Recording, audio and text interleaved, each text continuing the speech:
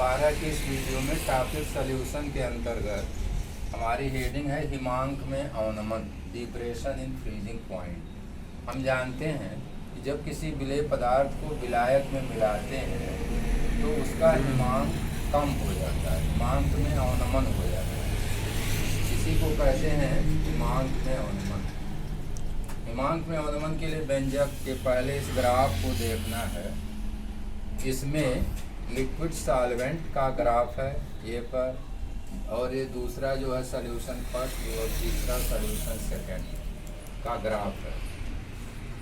इसमें हम देख रहे हैं कि जो सॉल्वेंट है एटमॉस्फेरिक प्रेशर पर इसका ताप है T, फ्रीजिंग पॉइंट T है, लेकिन जब सॉल्यूशन बना दिया गया तो इसका प्रेशर कम हो गया और ताप कम हो गया T1।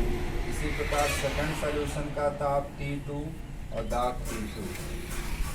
कहने का मतलब कि विलेय को मिलाने पर हिमांक में अवनमन हो जाता है।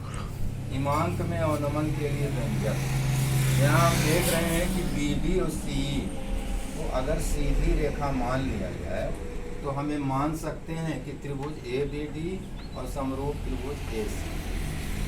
अगर दो त्रिभुज समरूप हैं तो गणित में होता है कि समरूप त्रिभुज की संगत भुजाओं के अनुपात बराबर होते हैं। इसकी संगत भुजा में BD CE लिया जाए, BD/CE = AD/AE। अगर हम BD को देखें तो TF-T1, CE को देखें CE को तो TF-T2 और AD का मतलब P0 - P1। यहाँ से यहाँ तक वैल्यू P0, यहाँ से यहाँ P1। इसी तरह AE को P0 - P2, जहाँ P0 विलायक का अपने गलनांक TF पर वाष्प दाब, P1 विलयन फर्स्ट का ताप T1 पर वाष्प दाब, विलयन सेकंड P2 विलयन सेकंड का ताप T2 पर वाष्प दाब। समीकरण फर्स्ट को इस प्रकार लिख सकते हैं जैसे TF-T1 को डेल्टा TF1, TF-T2 को डेल्टा TF2 ले लें तो delta TF1 upon delta TF2 = delta P1 upon delta P2।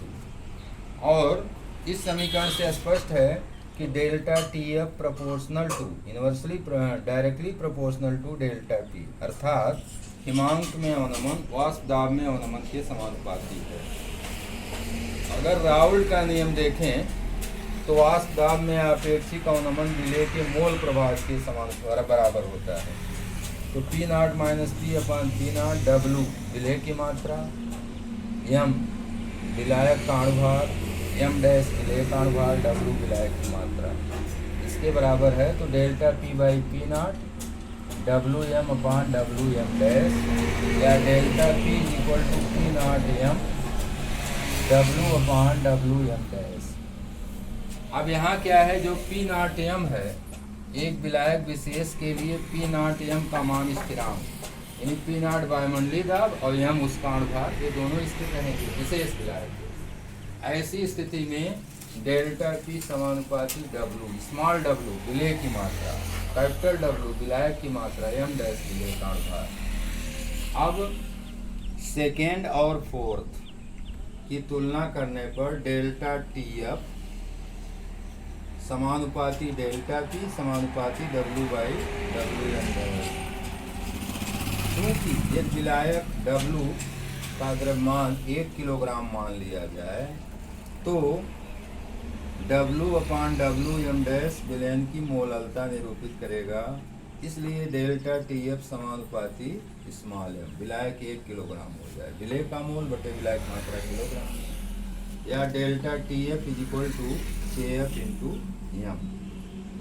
अगर इसकी मोललता 1 हो जाए तो डेल्टा TF KF के बराबर हो सकता है। यानी अगर विलयन की मोललता 1 हो, 1 मोलल विलयन हो, तो उसका जो मोलल अवनमन स्थिरांक है उसके ताप में अवनमन के बराबर होगा, हिमांक में अवनमन के बराबर होगा।